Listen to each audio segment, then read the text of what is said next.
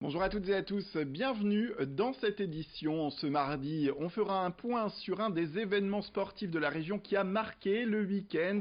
On parle bien sûr de l'Urban Trail à Lille. On reviendra aussi sur une action menée par les défenseurs du vélo en ville. Ils étaient à Lille ce week-end. Et puis on fera un point sur le dernier match des rugbymen de Marc-en-Barœul. C'était dimanche. Pour commencer, ce retour en images de l'Urban Trail de Lille, 7000 coureurs et coureuses sont partis de la place de la République pour un parcours de 5 km au cœur de Lille, l'occasion pour chaque participant de visiter en courant l'intérieur de bâtiments spécialement ouverts pour l'occasion en pleine nuit. Les coureurs ont pu passer notamment à l'intérieur du Tripostal, de la Vieille Bourse, du Palais des Beaux-Arts, mais aussi de l'Opéra, avec de nombreuses animations musicales sur la route. Géry Jouot, notre journaliste, était sur place à la rencontre des participants. On écoute tout de suite toutes celles et ceux qu'on a pu interviewer durant la course. On se réapproprie aussi le bien commun, c'est-à-dire la ville, c'est-à-dire que tout le monde peut venir courir et ça crée du commun, je pense. On se repose souvent dans les monuments, on voit plein de beaux trucs, c'est sympa. Et puis l'ambiance est extrêmement joyeuse. Et on a un beau temps. Il pleut pas, rien du tout, superbe. C'est une super ambiance pour l'instant, les visites sont géniales, c'est extra. La ville de Lille elle a organisé un truc super. C'est l'occasion de voir les monuments de Lille autrement la nuit, donc c'est un privilège pour nous en fait. Une super ambiance, Ouais. et puis il y a de la musique un peu à tous les coins de rue, et puis ça permet de redécouvrir directement la ville, quoi. Plus, il y a vraiment beaucoup de bâtiments, il n'y a pas trop de moments où on se retrouve un peu seul voilà, dans la rue. Parce que des fois ça arrive sur certaines courses. J'ai mal aux jambes. C'est tout, voilà, mais je vais aller jusqu'au bout. Une bonne ambiance, vous avez pu le remarquer avec cette vidéo également que nous avons pu tourner pour vous faire vivre cet Urban Trail de l'intérieur.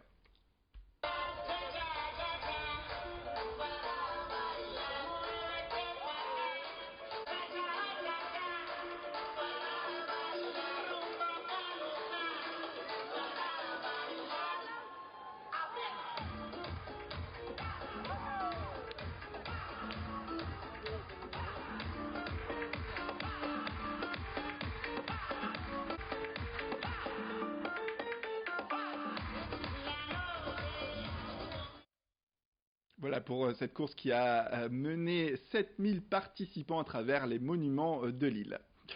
Autre titre, il y a pile un an, la mairie de Montpellier avait annoncé ne pas faire d'aménagement pour les vélos, vu le peu de deux roues circulant dans la ville. Une annonce qui avait fait un tollé auprès d'associations de cyclistes qui avaient organisé une manifestation rassemblant près de 1400 vélos devant la mairie dans la foulée. Un an après, donc, l'association Droit au vélo a voulu rappeler cet épisode avec une manifestation à l'échelle nationale et à Lille.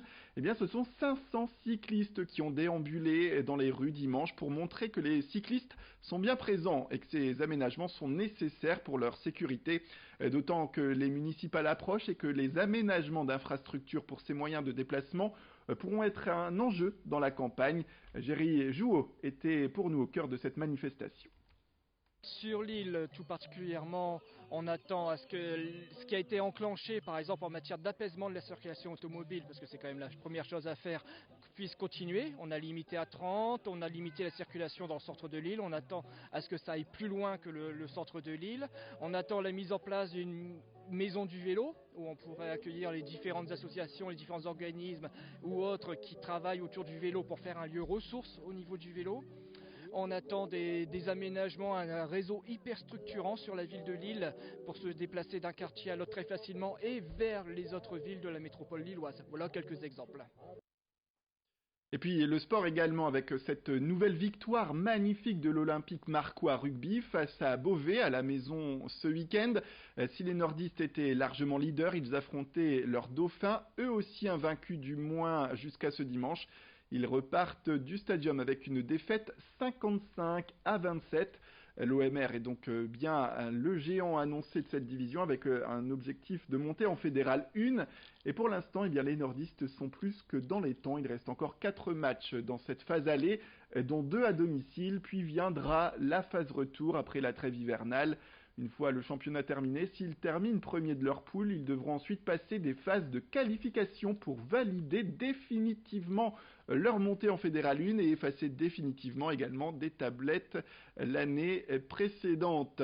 Il reste encore du chemin, mais cette victoire face à Beauvais fait du bien. Écoutez, Philippe Caloni, c'est l'entraîneur de l'OMR.